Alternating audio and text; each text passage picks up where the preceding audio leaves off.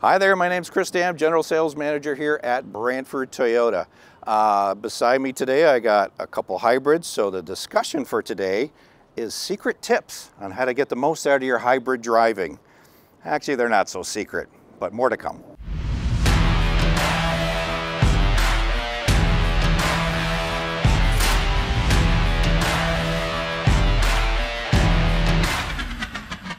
Today we're sitting in a 2024 Tundra iForce Max, which is the hybrid version, which isn't necessarily about fuel economy, but it's a hybrid nonetheless.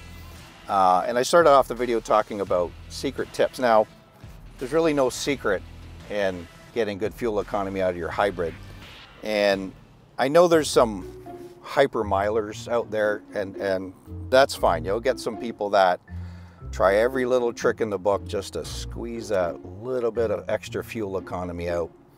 The problem with that sometimes, and again, don't say nasty things, is that those folks that are maybe taking off a little too slow from the stoplight to accelerate, by the time they hit the next light, because they took so long to get up to speed, they now hit the next light red, and the 5 people behind them hit the light red.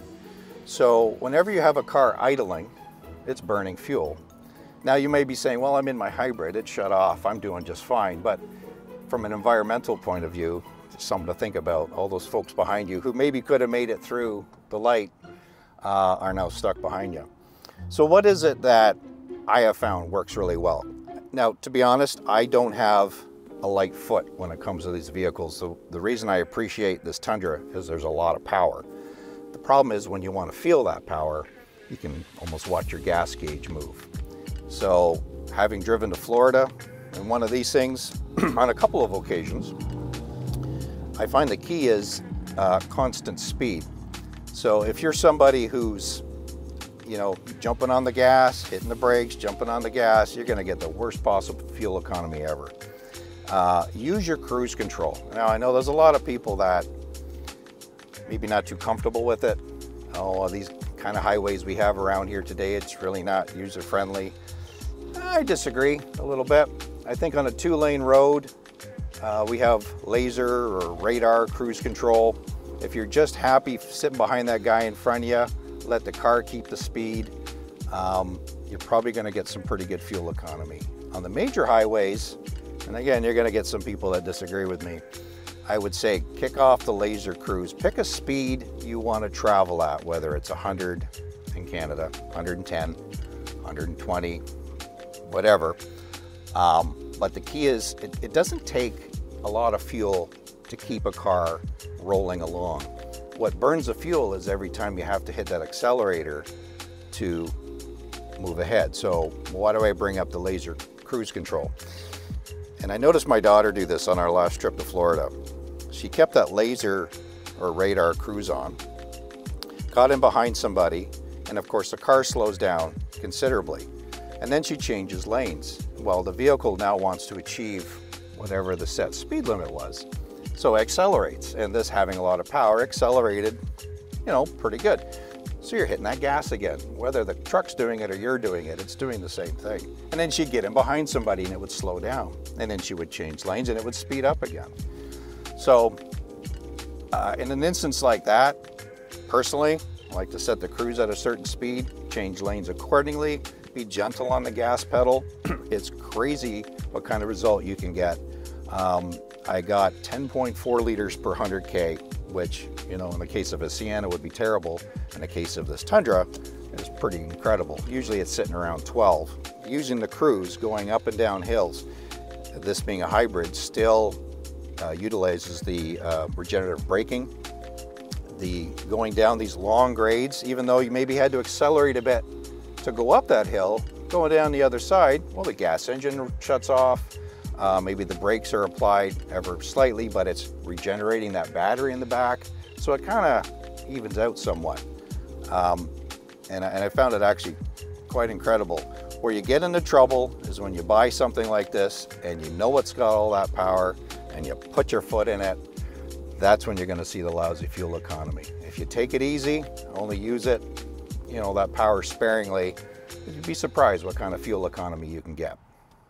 So these trucks, again, this is a hybrid. You get a 3.5 liter V6 with a big electric motor and a battery, and I'm kind of floating along right now, and the only way I can tell whether the gas engine shuts off is that the needle for the tachometer disappears. So right now the engine's off. Oh, we're slowing down too.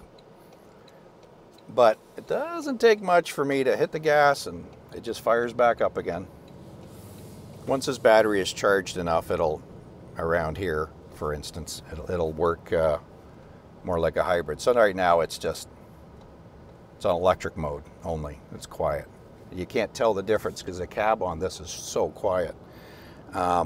If I hit drive mode here, let's see. So there's a sport mode. And it takes off pretty good. Someone's gonna get mad at me if I do that. But so there's a little demonstration there of if you're trying to get the best fuel economy out of a vehicle, don't do that because it'll just take off on you. When I first got my truck, I did a lot of that, and then yeah, your fuel economy isn't there. Then my wife drove it for about 2 months straight. It turns out you can get pretty good fuel economy out of these things, so there's a lesson there. And if you're towing, that's a whole nother video we'll get into at some point.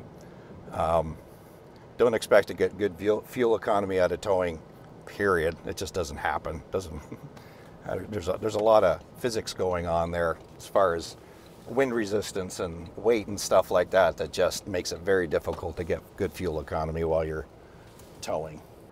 So in conclusion, yeah, there's no secrets as far as fuel economy goes with hybrids or anything for that matter. But I guess the one takeaway would be a constant speed. Keep in mind, every time you change your speed, you're burning more fuel.